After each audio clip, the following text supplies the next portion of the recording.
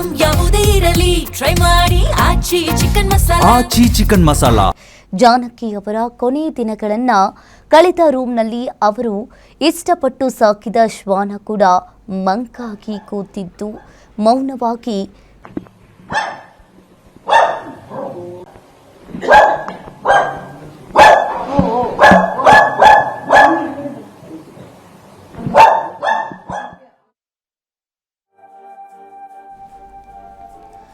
ಇನ್ನು ಈಗಾಗಲೇ ಗಾನಕೋಗಿಲೆ ಎಸ್ ಜಾನಕಿ ಅವರ ಮನೆಯಲ್ಲಿ ನೀರವ ಮೌನ.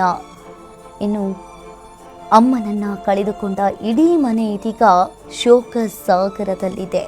ಜಾನಕಿಯವರು ಕೊನೆ ದಿನಗಳನ್ನು ಕಳೆದ ರೂಮ್ನಲ್ಲಿ ಅವರು ಇಷ್ಟಪಟ್ಟ ಸಾಕಿದ ಶ್ವಾನ ಕೂಡ ಮಂಕಾಗಿ ಕೂತಿರುವಂಥದ್ದು.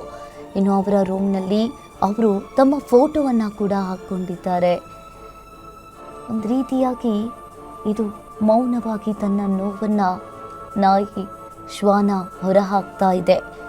ಆಡು ಮುಟ್ಟದ ಸೊಪ್ಪಿಲ್ಲ ಎಂಬಂತೆ ಗಾನಕೋಗಿಲೆ ಎಸ್ ಜಾನಕಿಯ ಅಮ್ಮ ಹಾಡದ ಹಾಡುಗಳೇ ಇಲ್ಲ. ಇಂಥ ಗಾನಕೋಗಿಲೆ ನಮ್ಮನ್ನೆಲ್ಲ ಅಗಲಿದ್ದಾರೆ. ದೇವರ ಹಾಡುಗಳನ್ನು ಭಕ್ತಿ ಭಾವದಲ್ಲಿ ಹಾಡ್ತಾ ಇದ್ದ ಅಮ್ಮ ಅಷ್ಟೇ ದೈವ ಭಕ್ತರಾಗಿದ್ದರು.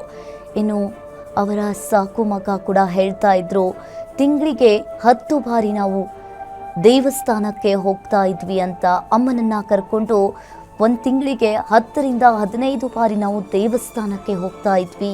ಅಮ್ಮ ತುಂಬಾ ದೈವ ಭಕ್ತರು, ದೇವರು ಅಂದರೆ ತುಂಬಾ ಇಷ್ಟಪಡ್ತಾ ಇದ್ರು, ದೇವರನ್ನು ತುಂಬಾ ಆರಾಧಿಸ್ತಾ ಇದ್ರು ಅಂತ ಹೇಳಿ ಸಾಕು ಮಗ ಹೇಳ್ತಾ ಇದ್ರು. ಇನ್ನು ಒಂದು ರೀತಿಯಾಗಿ ಈಗ ಭಾರತೀಯ ಚಿತ್ರರಂಗದ ಅದ್ಭುತ ಧ್ವನಿಯಾಗಿದ್ದರು ಎಸ್ ಜಾನಕಮ್ಮನವರು. ಸಹಸ್ರಾರು ಎವರ್ಗ್ರೀನ್ ಗೀತೆಗಳ ಗಾಯಕಿ ಎಸ್ ಜಾನಕಿ ಕೊನೆ ಉಸಿರೆಳ್ತಿದ್ದಾರೆ. ವಯೋಸಹಜ ಕಾಯಿಲೆಯಿಂದ ಬಳಲ್ತಾ ಇದ್ದ ಅವರು ಮೈಸೂರಿನ ಅಪೋಲೋ ಆಸ್ಪತ್ರೆಯಲ್ಲಿ ನಿನ್ನೆ